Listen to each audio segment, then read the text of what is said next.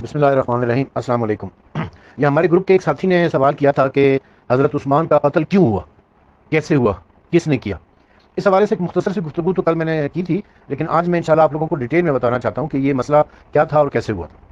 آپ جانتے ہیں کہ جب حضرت عمر جو ہے نا وہ ابو لولو کے وار سے زخمی ہوئے تھے تو انہوں نے ایک شورا بنائی تھی، 6 آدمیوں کی ایک شورا تھی۔ وہ شورا کی کارروائی ایک الگ سے، اس شورا کے نتیجے میں حضرت عثمان خلیفہ منتخب ہو گئے تھے۔ جب حضرت عثمان خلیفہ بن گئے تو انہوں نے تو ابو سفیان کیونکہ حضرت عثمان بنو امیہ سے تعلق رکھتے تھے، اور بنو امیہ کا جو بڑا تھا، سردار تھا یا سرخیل تھا، یا ان کا جو چیف تھا وہ ابو سفیان تھا۔ ابو سفیان اس وقت تک بہت بوڑھا ہو چکا تھا اور اپنے غلام کے سہارے سے چلا کرتا تھا اور اندھا بھی ہو گیا تھا، لیکن وہ مبارکباد دینے کے لیے حضرت عثمان کے پاس آیا۔ اس کا غلام اس کے سہارا لے کر وہ حضرت عثمان کے پاس آئے، اور یہ اس روایت کے راوی جو ہے خود اس کا غلام ہے، غالباً اس کا نام مطرف تھا، میں ابھی بھول رہا ہوں لیکن شاید مطرف تھا اس کا نام۔ وہ آیا اور آ کر کہنے لگا کہ ابو سفیان عثمان کے پاس آیا اور پوچھنے لگا کہ اس کمرے میں اب تمہارے اور میرے علاوہ اور تو کوئی نہیں ہے؟ اس نے کہا نہیں کوئی نہیں ہے۔ کہا کہ دیکھو اب یہ خلافت بنو امیہ کے ہاتھ میں آ گئی ہے، اسے گیند کی طرح نچاؤ اس طریقے سے کہ یہ بنو امیہ سے باہر نہ جانی پائے۔ یاد رکھو کہ جنت اور جہنم کچھ بھی نہیں ہے، بس یہ حکومت ہی سب کچھ ہے، لہٰذا اس حکومت کو بنو امیہ سے باہر نہیں جانا چاہیے۔ یہ بات حضرت عثمان کو بہت اپیل کر گئی، ان کے دماغ میں یہ بیٹھ گئی، پرنٹ ہو گئی یہ بات۔ اور حضرت عثمان نے جتنے بھی سینئر صحابہ کرام اس زمانے میں گورنر تھے یا مختلف عہدوں پر تھے، ان سب کو ان کے عہدوں سے ہٹا کر بنو امیہ کے لچے لفنگوں کو گورنر لگانا شروع کر دیا اور مختلف عہدے دینے شروع کر دیے۔ ان میں پہلا کام تو یہ کیا کہ مروان بن الحکم اور اس کے بعد باپ حکم بن العاص، جن کو رسول اکرم صلی اللہ علیہ وسلم نے مدینہ بدر کر دیا تھا، کیونکہ یہ حکم بن العاص جو تھا یہ رسول اللہ کی نقلیں اتارا کرتا تھا، تو اس کو مدینہ بدر کر دیا تھا۔ اس وقت مروان چھوٹا تھا، یہ بھی اس کے ساتھ مدینہ بدر ہو گیا تھا اپنے باپ کے ساتھ۔ عثمان نے خلیفہ بنتے ہی مروان بن الحکم اور حکم بن العاص دونوں باپ بیٹے کو مدینہ بلا لیا۔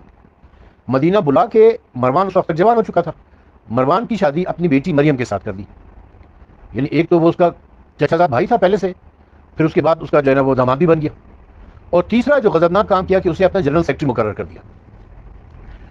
جنرل سیکرٹری کا مقرر ہو جانے سے سارے حکومتی اختیارات مروان کے ہاتھ میں آ گئے۔ ایک اور شخص جس کو عبداللہ بن ابی سرح کہتے ہیں، جس کے بارے میں رسول خدا نے فرمایا تھا کہ یہ شخص اگر خانہ کعبہ کے غلاف سے بھی لپٹا ہوا تو اسے قتل کر دینا۔ فتح مکہ کے وقت یہ بھاگ گیا، مکے سے بھاگ گیا تھا اور کہیں جا کے چھپ گیا۔ جب حضرت عثمان کا دور حکومت آیا یہ وہ مدینے آ گیا، اور حضرت عثمان نے اس کو مصر کا گورنر بنا دیا۔ تیسرا جو کام انہوں نے کیا وہ یہ کہ ولید بن عقبہ، جس کے بارے میں قرآن مجید میں کہا ہے کہ وہ فاسق ہے، ایک مرتبہ رسول خدا نے اس کو عامل زکوٰۃ بنا کر بھیجا، اور یہ وہاں قبیلے تک پہنچا بھی نہیں، جہاں بھیجا تو وہاں تک پہنچا نہیں، واپس آ کر کہنے لگا کہ جی انہوں نے تو زکوٰۃ دینے سے انکار کر دیا ہے۔ اس پر صحابہ کرام نے جنگ کی تیاری شروع کر دی کہ یہ کیسے زکوٰۃ دینے سے انکار کیا، ہم تو ان کے خلاف جنگ کریں گے۔ تب یہ آیت نازل ہوئی کہ میرے حبیب جب کوئی فاسق آپ کے پاس کوئی خبر لے کر آئے تو اس کی تحقیق کر لیا کریں، کہیں ایسا نہ ہو کہ غلط فہمی کی بنیاد کے اوپر کسی کو نقصان پہنچا دیا جائے اور بعد میں پشیمانی ہو۔ اور لوگوں کو کہا کہ جب تمہارے درمیان نبی موجود ہیں تو ان کو بات کرنے دو، تم لوگ پہلے سے جنگ کی تیاری کر کے بڑھ گئے ہو، صحابہ کو تنبیہ کی اس میں۔ تو اس کو ولید بن عقبہ کو قرآن نے فاسق کہا۔ یہ ولید بن عقبہ کا جو باپ تھا عقبہ بن ابی معیط، یہ وہی شخص تھا کہ جس نے رسول اکرم صلی اللہ علیہ وسلم کے اوپر اونٹ کی اوجڑی ڈالی تھی جب وہ خانہ کعبہ کے پاس نماز پڑھ رہے تھے مکی دور میں، اور وہ پھر جناب سیدہ فاطمہ زہرا نے آ کر ہٹائی تھی، اور یہ 7-8-9 لوگ تھے جو وہاں بیٹھے ہوئے تھے، کہہ کے مارتے تھے، مذاق اڑاتے تھے رسول خدا کا، اور جب وہ نماز پڑھ رہے تھے تو ان کے اوپر عقبہ بن ابی معیط نے آ کر اوجڑی ڈالی تھی۔ اور یہ عقبہ کے بارے ابی معیط کے بارے میں بھی میں بتا دوں کہ ابی معیط جو تھا، عقبہ کا باپ ابی معیط، اس نے اپنی بہو کے ساتھ زنا کیا تھا، جس کے نتیجے میں عقبہ پیدا ہوا تھا، اور اس عقبہ کا بیٹا تھا ولید، جس کو عثمان نے کوفے کا گورنر بنا دیا تھا۔ یہ ولید شراب پینے کا عادی تھا، اور جب یہ ایک مرتبہ تو اس نے تو خیر بہت سارے الٹے کام کیے، مسجد میں یہ بندروں کا ناچ کروایا کرتا تھا مسجد کے صحن کے اندر، اور جادوگروں کو بلا کے جادو ٹونے کروایا کرتا تھا، ان کے جو شوبدباز نہیں ہوتے تھے، شوبدباز آ کے جو مداری لوگ آ کے جو تماشے دکھاتے تھے، مسجد کے صحن میں یہ کام ہی کر رہا ہوتا تھا۔ اور پھر ایک دفعہ اس نے فجر کی نماز شراب پی کر نشے کی حالت میں 2 رکعت کی جگہ 4 رکعت پڑھا دی تھی، اور پھر پیچھے مڑ کے پوچھتا تھا نمازیوں سے کہ اور پڑھاؤں یا بس ہے، اور پھر اس نے وہیں مسجد محراب کے اندر الٹی کی جس میں شراب نکلی، تو لوگوں نے اور وہاں پر بے ہوش ہو کے گر پڑا، تو اس وقت جو کوفے کے نمازی تھے، جن میں جناب مالک ایشتر بھی شامل تھے، انہوں نے اس کے ہاتھ سے انگوٹھی، وہ جو مہر ہوتی ہے، وہ اتار لی اور وہ لے جا کر جناب ایک ڈیلیگیشن بنایا، اور ڈیلیگیشن لے جا کر عثمان کو شکایت کی کہ یہ دیکھو جی آپ کا گورنر کی حرکت ہے کہ وہ شراب پی کر، جو شراب پیتا ہے اور مسجد میں یہ کھیل تماشے کراتا ہے وغیرہ وغیرہ.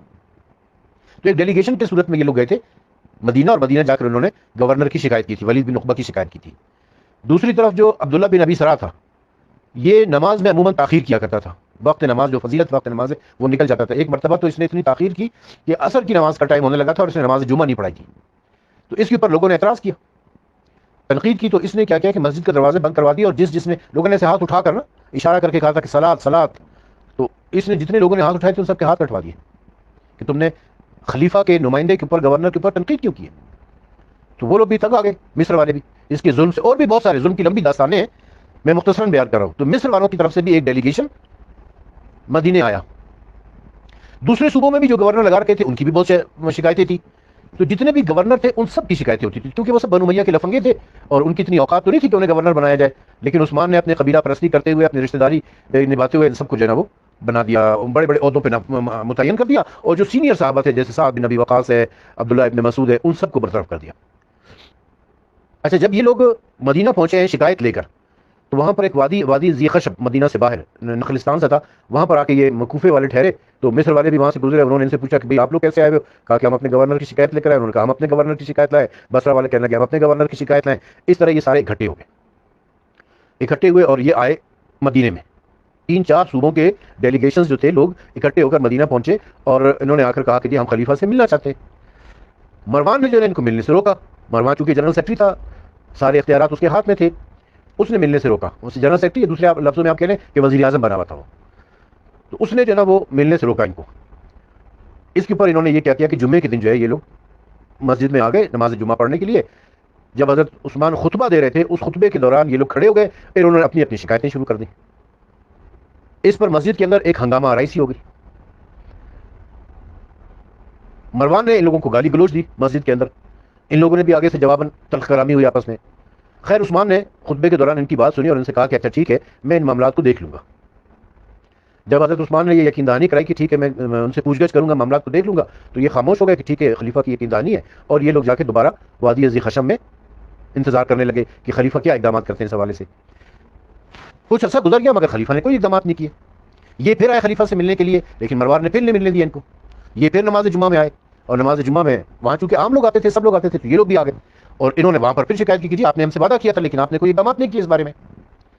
تو پھر جب وہ پریشرائز ہوئے تو انہوں نے خاص طور پہ ولید بن عقبہ کے حوالے سے، تو عثمان نے ولید بن عقبہ کو برطرف کر کے طلب کر لیا کہ وہ آ جائے مدینے میں.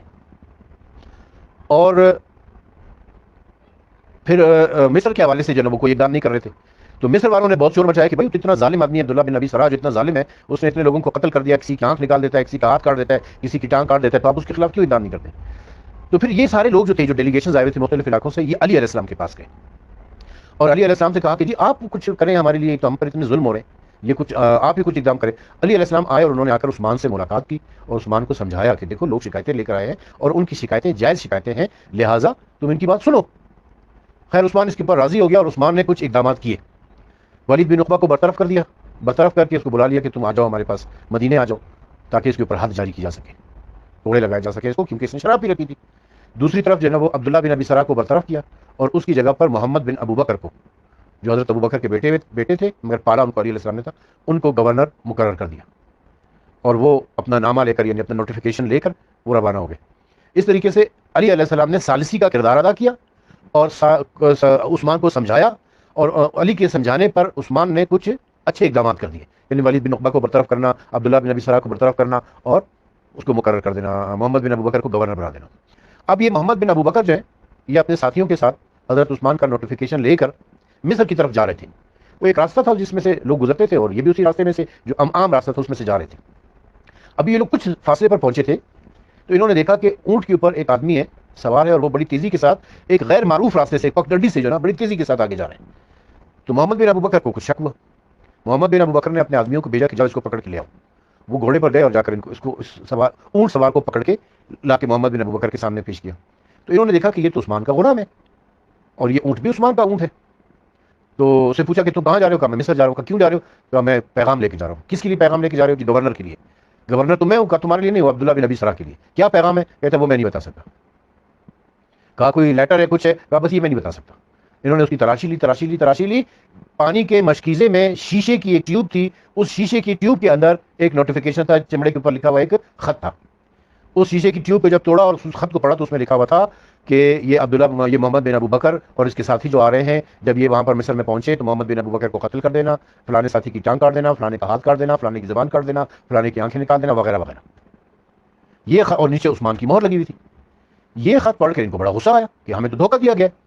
ایک طرف سے ہمیں کہا کہ تم گورنر ہو، اور دوسری طرف سے جو ہے وہ ہمارے قتل کا حکم صادر کر دیا گیا. یہ لوگ غصے میں واپس آ گئے. واپس جب پہنچے تو وادی ذی خشم پر ابھی وہ کوفے والے موجود تھے، کوفے والے اور بصرہ والے ابھی تک لوگ موجود تھے. انہوں نے لا کے وہ جو خط تھا عثمان والا جو عبداللہ بن ابی سرا کو لکھا تھا وہ ان کو دکھایا. تو یہ لوگ جو ہے نا بڑے حیران ہو گئے کہ یہ کیا کام کیا. یہ سارے غصے میں آ گئے. انہوں نے آ کے مدینے میں یہ اعلان کیا کہ یہ دیکھو جی خلیفہ نے ہمیں کیا دھوکہ دیا، ہمارے ساتھ کیا کچھ کیا اس نے. اس کے اوپر جو ہے نا جو مدینے کے سارے لوگ تھے وہ بھی غصے میں آ گئے، سارے صحابہ بھی غصے میں آ گئے. اور اس میں طلحہ اور زبیر بھی شامل تھے. طلحہ اور زبیر جو ہے نا وہ پہلے سے اس کے مخالف ہوئے تھے، اور حضرت عائشہ بھی پہلے سے مخالف تھی عثمان کی. وہ کیوں مخالف تھے؟ عائشہ کی مخالفت کی وجہ یہ تھی کہ حضرت عمر نے تمام ازواج الرسول کا 10,000 دینار وظیفہ مقرر کر رکھا تھا. سب جتنی بھی ازواج تھی سب کو 10,000 دینار ملا کرتے تھے. جب حضرت عمر نے ام کلثوم بنت ابو بکر سے شادی کرنی چاہی اور حضرت علی اس معاملے پر راضی نہیں ہو رہے تھے، ام کلثوم بنت ابو بکر، یاد رہے کہ ام کلثوم بنت ابو بکر سے شادی کرنی چاہی تھی.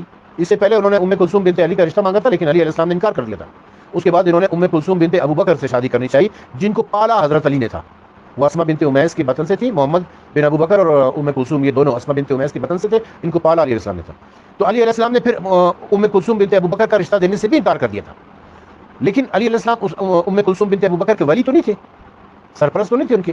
گو کے پالا انہوں نے تھا، لیکن شرعی طور پہ ولی جو تھے وہ تو بھائی ہوتا ہے، بڑا بھائی ہوتا ہے یا بہن ہوتی ہے. پھر تو عمر نے جو ہے نا پھر عائشہ کے ساتھ رابطہ کیا، اور عائشہ کا وظیفہ جو ہے وہ 10,000 سے بڑھا کے 12,000 درہم کر دیا، اور اسے کہا کہ جی میری شادی کرا دو. تو اس نے حضرت عائشہ نے جو ہے نا ام کلثوم کو اپنے پاس بلایا، اسے سمجھایا دیکھو تم خلیفہ سے شادی کر لو گی تو تم ملکہ بن جاؤ گی، سارے عرب کی عورتوں میں تمہارا نام ہوگا، شہرت ہوگی. یہ تو ویسے بڈھا ہے، 2-4 سال کے بعد مر جائے گا، لیکن اس کی جائیداد جو ہے اتنی زیادہ ہے، اس کے پاس اتنی دولت ہے، اس میں سے تمہیں حصہ بھی ملے گا. تو عائشہ کے راضی کرنے کے اوپر اور عبد الرحمن بن ابو بکر کے کہنے پر ام کلثوم راضی ہو گئی تھی اور اس کی شادی ہو گئی تھی. اس لیے اس کا وظیفہ جو ہے 10,000 سے بڑھا کے 12,000 کر دیا تھا حضرت عمر نے. لیکن جب حضرت عثمان خلیفہ بنے انہوں نے جو ہے وہ واپس 10,000 کر دیا، 2,000 جو ایکسٹرا ملتے تھے وہ کاٹ دیے. اس کے اوپر حضرت عائشہ بہت غصے ہوتی، بہت ناراض تھی ان سے. اچھا دوسری طرف طلحہ اور زبیر جو تھے، بلکہ حضرت عائشہ تو یہ بھی کہا کرتی تھی کہ یہ ناسل ہے، یہودی ہے، اس کو قتل کر دو. دوسری طرف جو تھی وہ کیونکہ اس معاملے دینار کے معاملے میں ان دونوں کے آپس میں تلخ کلامی بھی ہوئی تھی نا، اور حضرت عثمان نے کچھ سخت باتیں کی تھی حضرت عائشہ کو، جس کی وجہ سے حضرت عائشہ جو تھی بہت سخت ناراض ہو گئی تھی کہ تم نے میرا احترام نہیں کیا، میں ام المومنین ہوں، وغیرہ وغیرہ. اچھا دوسری طرف طلحہ اور زبیر یہ دونوں چاہتے تھے کہ ہمیں گورنر ہی ملے، کسی صوبے کا گورنر بنا دیا جائے. ان دونوں کی خواہش تھی کہ ہمیں کوفے اور بصرے کا گورنر بنا دیا جائے. لیکن حضرت عثمان نے بجائے ان کو گورنر بنانے کے اپنے خاندان کے لوگوں کو گورنر بنا دیا تھا. تو اس کے اوپر یہ دونوں بھی ان سے ناراض تھے، اور یہ دونوں بھی ان سے کہ مخالفین میں شامل تھے. تو جب وادی ذی خشب میں یہ لوگ دوبارہ اکٹھے ہوئے ہیں، یعنی حضرت محمد بن ابو بکر کا گروہ، کوفے والے، مالک بن اشتر والے اور بصرہ والے، یہ سارے، تو انہوں نے جب آ کے مدینے والوں کو یہ خط دکھایا تو سارے مدینے والے بھڑک گئے اور سب کے سب حضرت عثمان کے مخالف ہو گئے. یہ دیکھو یہ دھوکے بازی کی عثمان نے، اور انہوں نے گھر کا محاصرہ کر لیا. اور طلحہ اور زبیر چونکہ پہلے سے بہت جلے ہوئے تھے، ان سے بنے ہوئے تھے، انہوں نے ان کا پانی کھانا سب کچھ راستہ بند کر دیا. جب پانی وانی بند ہو گیا، ان کا مسئلہ پیدا اچھا خاصا جو ہے ایک مدینہ شہر کے اندر ایک ہنگامہ آرائی کی کیفیت ہو گئی. تو پھر عثمان جو ہے نا اس نے حضرت علی علیہ السلام کو بلوایا اور کہا کہ دیکھو جی آپ کو میں نے سارس بنایا تھا، آپ نے جو فیصلے کیے تھے اس کے مطابق میں نے اقدامات کیے. ولید بن عقبہ کو برطرف کر دیا، عبداللہ بن ابی سرا کو برطرف کر دیا، محمد بن ابو بکر کو گورنر بنا دیا. اور محمد بن ابو بکر کی یہ حالت ہے کہ وہ جو ہے اس نے میرے گھر کا محاصرہ کر لیا، میرا پانی بند کر دیا. علی علیہ السلام کو جب پتا چلا تو علی علیہ السلام نے محمد بن ابو بکر کو بلایا کہ بیٹا تم یہ کیا کر رہے ہو اور کیوں کر رہے ہو، جبکہ میں نے ثالثی کا کردار ادا کیا. تو محمد بن ابو بکر نے وہ خط علی علیہ السلام کو دکھا دیا کہ یہ دیکھیں اس کی یہ حرکت ہے. یہ خط پڑھ کے تو علی علیہ السلام بھی حیران اور پریشان ہو گئے کہ یہ کیا ہو گیا. تو علی علیہ السلام جو ہے نا وہ خط لے کر وہ پہنچ گئے اس کے پاس، اور اپنے ساتھ بنی ہاشم کو بھی لیا. امام حسن، امام حسین، غازی عباس، محمد انفیہ، سارے بنی ہاشم کے جوانوں کو لے کر وہ عثمان کے گھر پہنچے اور سارے بنی ہاشم کے جوانوں کو باہر کھڑا کیا کہ خبردار کوئی بھی عثمان کے گھر میں داخل نہیں ہونے پائے. اگر کسی نے داخل ہونے کی کوشش کی تو یہ بنی ہاشم کے جوان مزاحمت کریں اور ان کے ساتھ جنگ کریں. اب عثمان کے گھر کی حفاظت کے لیے بنی ہاشم کے جوان متعین ہو گئے تھے. علی علیہ السلام وہ خط لے کر عثمان کے پاس گئے اور عثمان کو کہا کہ بھائی یہ جو یہ خط ہے یہ کیا یہ غلام تمہارا غلام ہے؟ اس نے کہا ہاں میرا ہے. اونٹ تمہارا ہے؟ کہا میرا ہے. مہر لکھا ہے کیا یہ مہر تمہاری ہے؟ کہا یہ مہر بھی میری ہے. کہا تو اس کا مطلب یہ خط تم نے لکھا ہے، پھر تو دھوکہ دیا تم نے. عثمان نے کہا نہیں میں نے یہ خط نہیں لکھا ہے. اس نے قسمیں کھانی شروع کر دی کہ میں نے یہ خط نہیں لکھا ہے. علی علیہ السلام حیران ہو گئے کہ جب غلام تمہارا ہے، اونٹ تمہارا ہے، مہر تمہاری ہے، تو پھر یہ خط تم نے نہیں لکھا، تو پھر کس نے لکھا یہ خط؟ تو حضرت عثمان کی بیٹی مریم نے آ کر بتایا کہ یہ خط مروان نے لکھا ہے، اور رات کے وقت جب حضرت عثمان سو رہے تھے ان کی انگلی سے انگوٹھی نکال کر وہ مہر لگائی ہے خط کے اوپر، اور پھر اس انگوٹھی کو، اس مہر کو کنویں کے اندر پھینک دیا. جب یہ ثابت ہو گیا تو پھر علی علیہ السلام نے کہا کہ اب اس کا مسئلہ حل یہ ہے کہ تم مروان کو اس کے عہدے سے برطرف کر دو. اور علی علیہ السلام نے جا کر ان بلوائیوں کو جو یہ مصر کے اور کوفے کے اور بصرہ کے لوگ اکٹھے ہوئے تو ان کے سامنے جا کے تقریر کی اور ان کو بتایا کہ دیکھو اس معاملے میں عثمان بے قصور ہے، یہ خط عثمان نے نہیں لکھا ہے بلکہ مروان نے لکھا ہے. تو ان لوگوں نے کہا مطالبہ کیا کہ ٹھیک ہے اگر مروان نے لکھا ہے تو مروان کو ہمارے حوالے کر دو. یہ مطالبہ ان کا سن کر علی علیہ السلام نے جا کر عثمان سے کہا کہ ان کا مطالبہ یہ کہ ہمارے حوالے کرو. عثمان نے کہا کہ یہ تو نہیں ہو سکتا کہ میں اپنے داماد کو ان کے حوالے کر دوں اور وہ میرے داماد کو قتل کر دیں.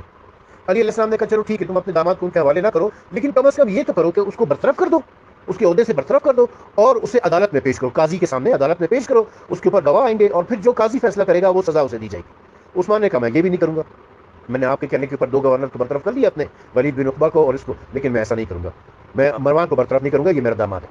تو علی علیہ السلام نے کہا اگر تم برطرف نہیں کرو گے تو پھر یہ لوگ جانے اور تم جانو، میں یہاں سے جا رہا ہوں. علی علیہ السلام بنی ہاشم کو لے کر اپنے گھر چلے گئے. جب گھر چلے گئے تو یہ بلوائی جو تھی یہ انہوں نے نعرے بازی شروع کر دی، گھر کے اندر گھسنے کی کوشش کی. اس کے اوپر مروان نے ان کے اوپر تیر بازی کی وہاں سے، جس میں سے کچھ بلوائی جو وہاں پر شہید بھی ہو گئے تھے. تو پھر محمد بن ابو بکر، عمار ابن یاسر اور مالک اشتر کے بارے میں روایات میں ملتا ہے کہ یہ تینوں گھر کے اندر داخل ہوئے اور انہوں نے آ کر عثمان کو پکڑا اور محمد بن ابو بکر نے اس کی داڑھی پکڑی. تو عثمان نے کہا کہ بیٹا اگر تمہارا باپ زندہ ہوتا تو وہ تمہارے اس حرکت کے اوپر تم پر سخت ناراض ہوتا، نالاں ہوتا، کبھی بھی تم سے خوش نہ ہوتا. تو اس کو محمد بن ابو بکر کو شرم آ گئی اور وہ وہاں سے نکل گئے. یہ تینوں وہاں سے باہر نکل گئے. لوگوں نے ان کو باہر نکلتے ہوئے دیکھا ہے، گواہیاں موجود تھیں کہ یہ تینوں باہر نکلے ہیں. یہ موقع غنیمت تھا ولید بن عقبہ کے لیے. ولید بن عقبہ عثمان سے بھی جلا ہوا تھا اور علی علیہ السلام سے بھی جلا ہوا تھا. عثمان سے اس لیے کہ اس نے مجھے گورنری سے برطرف کیا اور میرے اوپر حد جاری کیے، اور علی علیہ السلام سے اس لیے کہ انہوں نے مجھے کوڑے مارے ہیں. جو کوڑے 40 کوڑے مارے تھے وہ علی علیہ السلام نے مارے تھے، کیونکہ ولید نے یہ مطالبہ کیا کہ تم لوگ مجھے شراب پینے پہ کوڑے مار رہے ہو، مجھے وہ شخص کوڑے مارے جس نے زندگی میں کبھی شراب نہ پیو. تو سب لوگ پیچھے ہٹ گئے. علی علیہ السلام، امام حسن اور امام حسین آگے بڑھے. امام حسین نے اس کے ہاتھ پکڑے، امام حسن نے اس کے پاؤں پکڑے اور علی علیہ السلام نے اس کو 40 کوڑے لگائے. اور پھر علی کے کوڑے جس کو لگیں گے تو اس کا کیا حشر ہوا ہوگا وہ تو پھر آپ خود اندازہ کر لیں. تو اس کا نتیجہ یہ ہوا کہ وہ بہت غصے میں تھا، اس کے دل میں آگ جل رہی تھی.